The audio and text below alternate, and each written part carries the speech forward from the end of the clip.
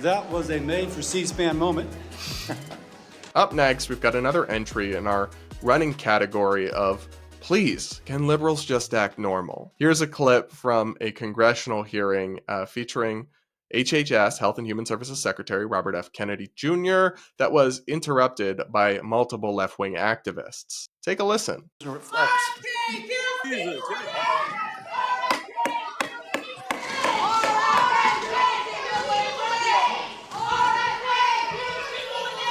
The witness will suspend. The committee will come to order. Capitol Police are asked to remove the individuals from the hearing room. Members of the audience are reminded disruptions will not be tolerated.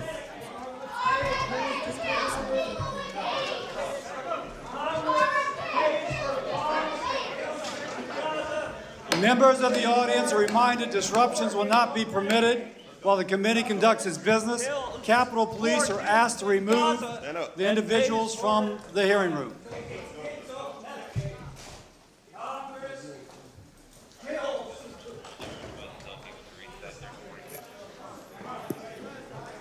That was a made for C-SPAN moment. The Secretary will resume.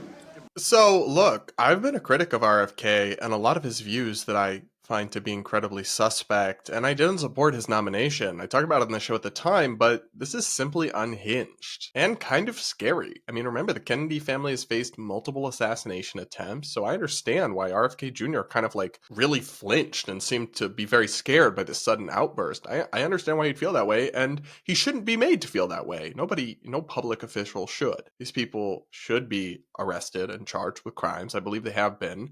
And just so you know, one of the guys there is actually the co-founder of Ben & Jerry's. And I just don't understand how they think this looks good for them. How they think this brings positive support to their cause or attention to their message. I don't think it does that at all. I think it makes them look deranged and look radical and crazy and unpleasant, and probably pushes people away from supporting their ideas and makes their criticisms look less valid because they're being associated with unhinged behavior.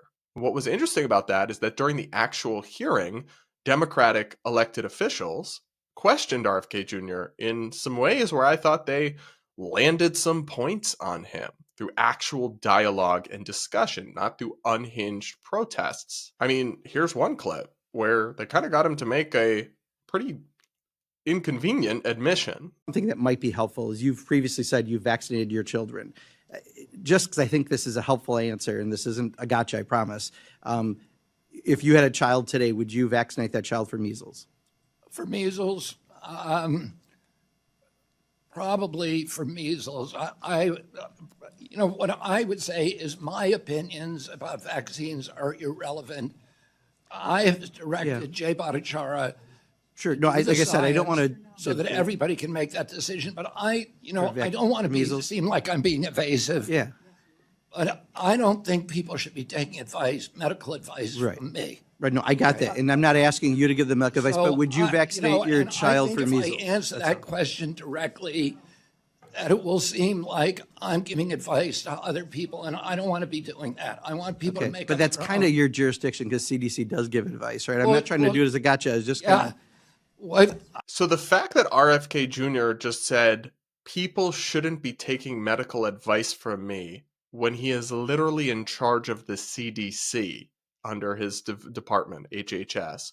He is the guy in charge of public health agencies, and he just admitted people shouldn't take medical advice from him. That's not a great look for your HHS secretary to say. And if you're a Democrat who wants to discredit him, kind of just landed an actual blow there through dialogue. What a radical concept, right? But one thing that makes this even worse is the guy who did the protest, or one of the guys, the Ben & Jerry's co-founder, later admitted in a News Nation interview with Chris Cuomo that it wasn't even about RFK Jr. What is it about Bobby Kennedy that you believe is worth getting arrested for? It didn't really have anything to do with Bobby Kennedy. What it had to do with is that Congress has been cutting money for Medicaid, the health care for poor kids. So you just look even more unhinged when you're disrupting someone just for a general protest and it's not even about them or the topic specifically being discussed. Congrats, you just made yourself look even worse. What a wild world we live in. Sadly, this kind of stuff is not even particularly unusual anymore, but still, let me know what you think about it in the comments below. Finally, let's take a look at a video that's spreading around the internet right now from one lovely influencer. Warning guys, she seems kind of unhinged. Hey MAGA, is he dead yet? That's the only thing, the only conversation that I want to have with you. Whether or not he's dead yet. That is the only thing that I would want to hear out of your mouth. Is he dead yet? So stay off my page unless you're coming to tell me that Donald is dead. As a doornail. A dirt nap. Gone. Okay? Otherwise, go fly a kite, stay off my page. She seems stable and lovely. Guys, it's actually not normal to let politics break your brain to the point where you are eagerly waiting on people's death. And regardless of what side you are, if you find yourself feeling that way about politics, you need to touch grass. Also, no tea, no shade. What am I saying?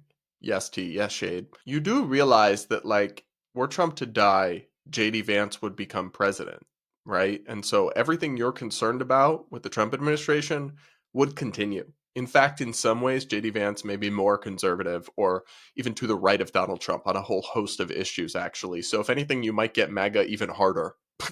I mean, I don't know, guys. Maybe there were always this many like deranged, mentally ill people out there, and just without the internet, without social media, we didn't hear from them or see them as much.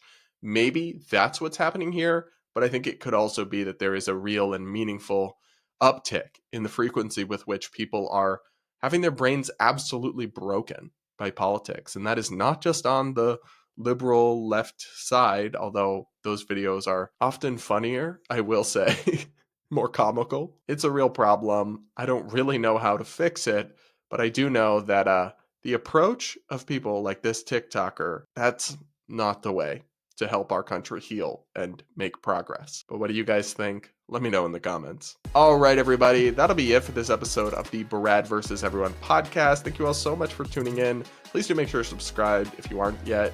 Do hit that like button before you go. Thank you again to Fume for sponsoring today's episode. Remember to send in voice notes and check out the merch, all linked in the description. And with that, we'll talk again real soon.